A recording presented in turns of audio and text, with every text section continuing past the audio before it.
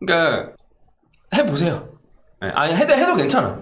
그냥 이게 테스트 해보는 거 뭐 나쁠 거 뭐 있나? 나는 솔직히 말해서. 그래서 나는 이론을 먼저 열심히 공부하는 것보다 그냥 이제 테스트 삼아서 좀 해보면서 시행착오 겪어가면서 하는 게 난 훨씬 더 낫다고 생각해. 해서 근데 바로 하지 말고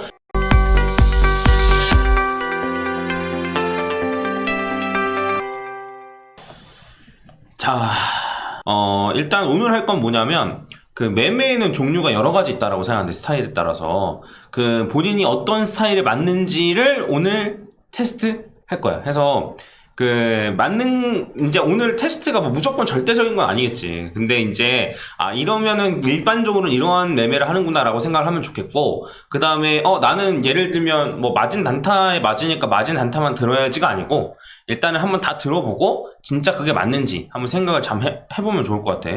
자, 일단은 내가 몇 가지 질문을 할 거거든. 그 중에 이제 나한테 해당되는 게 몇 개나 되는지 일단 이렇게 하면 돼. 일단 첫 번째, 매일 2시간 이상 매매 할애하긴 어렵다. 첫 번째. 그러니까 이제 이게 매일 2시간이라는 게 진짜 매일 2시간 정도 풀로 집중해야 한다는 것까지 아닐 수 있겠지만, 어쨌든 매매 때문에 컴퓨터 앞에 앉아있는 시간이 2시간 이상은 돼야 돼. 하루도 빠짐없이 매일매일. 일단 그러니까 이제 그러면 할애하긴 어렵다니까 이제 하나 어려우면 이제 하나인 거야. 자, 그리고 두 번째, 포지션이 없는 걸 참을 수 없다. 그러니까 포지션이라는 거는 이제 현물이면은 이제 매수한 걸 이제 포지션 들어갔다고 하는 거고, 마진 같은 경우 롱숏 둘 중에 하나라고 들어간 걸 이제 포지션을 하는 건데, 그러니까 이제 포지션이 아예 없는 거, 난 뭐 현물을 치면 매수를 아무것도 안 한 거, 이런 거를 나는 참을 수가 없다. 그리고 3번은 그다음에 현금으로 가지고 있으면 손이 근질근질하다. 그 다음 4번은 포지션 진입 전 손절 기준을 정하고 들어가지 않는다. 나는 정하고 들어가지 않는다. 안 정하고 들어가면 그러면 이제 개수를 계속 했는 거야. 알겠지? 그 다음에 5번은 그러면 손절 기준을 만약에 정하고 들어갔다라고 하면 손절 기준을 잘 지키지 못한다. 그러니까 기준을 정하고 들어간 것과 지키지 못한 것은 또 다른 얘기일 수 있잖아. 그럼 손절 기준을 잘 지키지 못한다. 그러면 이제 하나 또 카운팅하면 돼. 그 다음에 6번째는 스탑 리밋 사용법을 모른다. 스탑 리밋이란 단어를 모르거나 이러면 무조건 이것도 체크하고, 그 다음에 7번은 앞에 질문 중에 뭔 말인지 모르겠는 질문이 있다. 그러면 카운팅을 해. 그럼 본인이 몇 점인지 나올 거 아니야. 그치? 근데 이제 몇 점인지는 사실 안 중요해. 이 중에 하나라도 해당이 되면 현물 장투만 해야 돼. 알겠지? 자, 매일 2시간 이상씩 할애하기 어렵다라고 하면 현물 장투만 해야 돼. 포지션이 없는 걸 참을 수 없다라고 하면 현물 장투만 해야 돼. 그리고 현금으로 가지고 있으면 손이 근질근질하다 라고 하면 현물 장투만 해야 돼. 이게 뭐냐면 이제 포지션이 없는 걸 참을 수 없다, 현금으로 가지고 있으면 손이 근질근질하다, 이거는 이제 원하는 자리에서만 포지션을 들어가야 되는데 그게 아닌 거야. 내가 원하는 자리가 아닌데도 그냥 현금으로 냅두긴 좀 그러니까 들어갈까?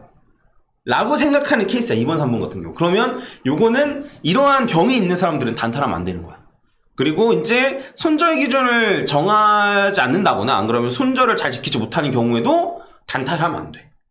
그리고 이제 스탑 리밋 같은 경우에는 이제 손절할 수 있는 방법인 거고, 그 다음에 앞에 있는 질문 좀 뭔 말인지 모르겠으면 초보니까 그냥 현물 장투만 해야 돼. 그러니까 하나라도 해당되는 게 있다. 여기에 내가 하나라도 여기 내가 이거는 내 얘기인데 하나라도 끄덕였다면 그러면 현물 장투만 해야 돼.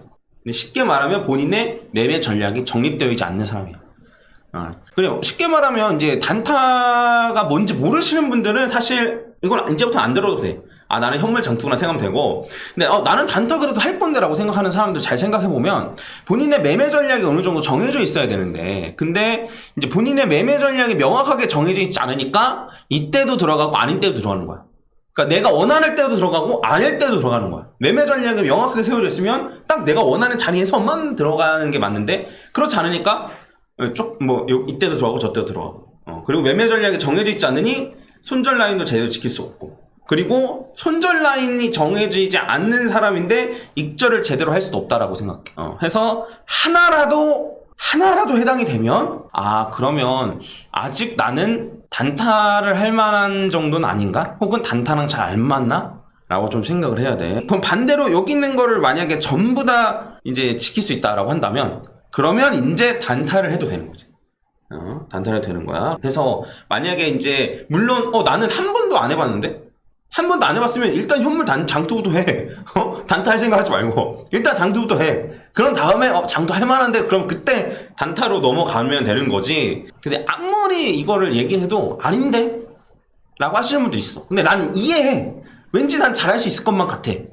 그러니까 이해해. 사실 모든 사람이 다 그러니까. 그러면 이제 내가 흔히 하는 방법인데, 우리 직원들한테도 많이 쓰는 방법인데, 직원들 혹은 이제 상담을 받으시는 분들 있잖아. 그러면 내가 얘기를 해. 뭐냐면, 그러면 제발 고액으로 하지 마시고 잃어도 되는 돈이 어느 정도냐. 물론 잃어도 되는 돈은 없겠지만, 예를 들면 그래도 뭐 한 10만 원? 아니 돈이 있으신 분들은 100만 원? 이렇게 말씀하시잖아. 그러면 100만 원으로 200만 원이 되면, 200만 만들면 단타 계속 하셔라. 괜찮다. 그러니까 100만 원, 200만 원 만들면 단타 하셔라. 그냥 이렇게 얘기하고, 그 다음에 100만 원으로 50만 원이 되면 내가 하라는 대로 했으면 좋겠다. 라고 얘기 항상. 그냥 소액으로, 그러니까 물론 100만 원을 200만 원 만드는 것과 1000만 원을 2000만 원 만드는 것과 1억 가지고 2억을 만드는 거 완전 달라. 근데 그래도 이걸 2배로 만들기는 쉽지 않아.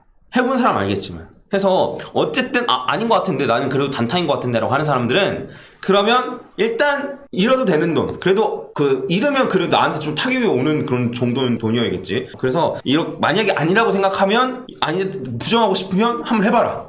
해보고 이제 만약에 반토막이 됐다라고 하면, 그러면 이제 내가 알려주는 대로 한번 해봤으면 좋겠다. 먼저 내가 알려주는 대로 해봤으면 좋겠다. 라고 생각을 해요. 그러니까 해보세요. 해도 괜찮아. 그냥 이게 테스트 해보는 거 뭐 나쁠 거 뭐 있나? 나는 솔직히 말해서. 그래서 나는 이론을 먼저 열심히 공부하는 것보다 그냥 이제 테스트 삼아서 좀 해보면서 시행착오 겪어가면서 하는 게 난 훨씬 더 낫다고 생각해. 해서 근데 바로 마진부터 하지 말고. 만약에 투자가 처음인 사람들 같은 경우는 현물 단타를 해서 한번 이제 매매 전략까지 세우는 방법까지 알려줄 거니까, 물론 근데 각자의 매매 전략이 다를 수는 있어. 근데 나는 어떻게 하는지 이걸 알려줄 거니까 한번 그걸로 충분히 공부 한번 해보고, 한번 시도를 해봤는데 만약에 200만 원 강 만든다? 그리고 200만 원으로 400만 원도 강 만들었다? 그러면 단타 해야지. 그럼 그 정도면은 마진을 할 것도 고려를 해봐야지, 사실. 그러니까 테스트나 시도 한번 해봐야지. 일단은 강의를 한번 다 듣고, 그러면 이제 여기에 하나도 해당이 안 나요. 그러니까 이제 매일 2시간씩 할인할 수 있고, 그 다음에 나는 포지션 내가 원할 때만 들어가. 현금으로 있어도 괜찮아. 현금도 포지션이야. 라고 어쨌든 그렇게 생각하는 사람들. 그 다음에 들어가기 전에 매매 전략 세우고 손절에 대한 기준이 명확하고, 그런 사람들 같은 경우에는 단타를 해도 되는데, 그러면 현물 단타가 있고 마진 단타가 있잖아. 그럼 이거를 구분하는 것도 내가 정해줄게. 자, 알람이 울리면 바로바로 대응을 할 수 있다. 예를 들어 일하는 도중이나 데이트하는 도중이나 잠자는 도중이나 운전하는 도중이나 무슨 일이 있다 하더라도 나는 알람이 울리면 바로, 노트북까지는 아니지만 바이낸스 어플 켜고 만약에 대응할 수 있다. 이런 사람 있으면 체크해주세요. 하나만 더 물어볼 건데, 최근 2년 동안 매매로 내 자산이 불어났다. 매매로. 냉정하게 생각을 해서 매매로 자산이 불어났다라고 하면, 그러면 요 두 가지에 전부 다 해당이 되면, 그러면 마진 단타를 해도 돼. 하나만 해당돼도 좀 힘들고, 두 가지 다 해당이 되면 마진 단타를 해도 되고, 그게 아니라면 현물 단타를 했으면 좋겠어. 그래서 2년에 대한 기준을 내가 왜 세웠냐면, 나스닥 기준으로 했을 때 2년 전에 비해서 지금 4%가 올랐어. 그러니까 이제 오늘 촬영 날짜가 6월 9일인데, 이제 21년 6월 9일 기준으로 해서, 나스닥은 4.4%가 올랐고, 비트코인은 이제 마이너스 20% 정도거든? 그러니까 이제 마이너스 20% 정도니까, 어쨌든 매매로 마이너스 20% 정도는 극복할 수 있잖아. 그러니까 내가 말하고 싶은 건 뭐냐면, 2년 동안 매매로 본인의 자산이 불어나야지 정상이라는 거야. 쉽게 말하면 단타를 하는 사람들은. 이게 비트코인은 이렇게 올랐다가 떨어졌어. 그러니까 그냥 꾸준히 떨어진 게 아니야. 엄청 올랐다가 떨어졌어. 그래서 가능하다는 소리야. 나스닥도 이렇게 올랐다가 떨어진 거야. 그래, 나스닥도 이렇게 엄청 올랐다가 떨어진 거라서 단타를 하는 사람이라면 가능했다라고 생각해. 근데 만약에 2년 동안 이제 단타를 했는데 내 자산이 그대로다라고 하면, 혹은 줄어들었다라고 하면, 그러면 현실적으로 좀 어려운, 단타를 하기에는 실력이 부족한 그런 케이스로. 그래서 2년 동안 본인이 단타로 매매했는데 자산이 불어났다? 그럼 마진을 시도해봐도 된다 이거야. 적어도 시장한테 지진 않았던 거지.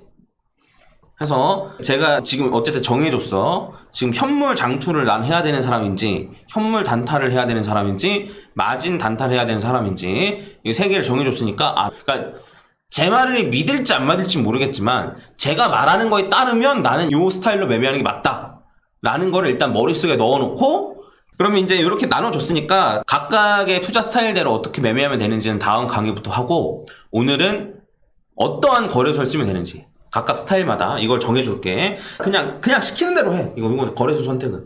현물 장투는 업비트, 빗썸, 바이낸스 요 세 개 말고는 그냥 쓰지 마.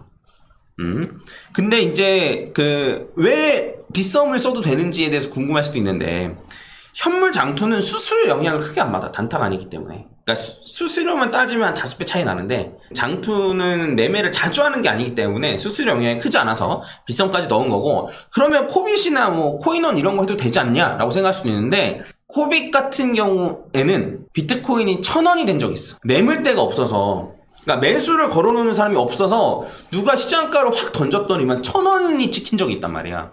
해서 그 거래소 나쁘다기보다는 사람들이 안 쓰니까 내가 원하는 가격에 매수 매도가 체결이 안 될 수도 있단 말이야. 그래서 어쨌든 거래량을 좀 받쳐주는 업비트, 빗썸, 바이낸스 정도만 썼으면 좋겠어. 그리고 내가 코인원도 써봤는데, 코인원도 인터페이스가 너무 불친절하고 거래량이 잘 안 나와서 조금 힘들어. 그래서 이제 업비트, 빗썸 정도만 썼으면 좋겠다.